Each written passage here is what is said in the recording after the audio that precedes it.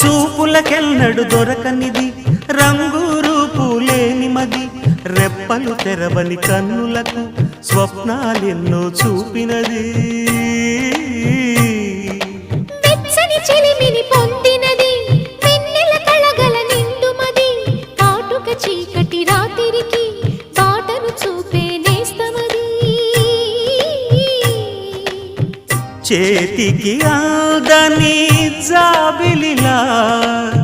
కాంతులు పంచే మణిదీపం కొమ్మల చాటున కోయిలలా కాలం నిలిపే అనురాగం అడగని వరములు కురిపించి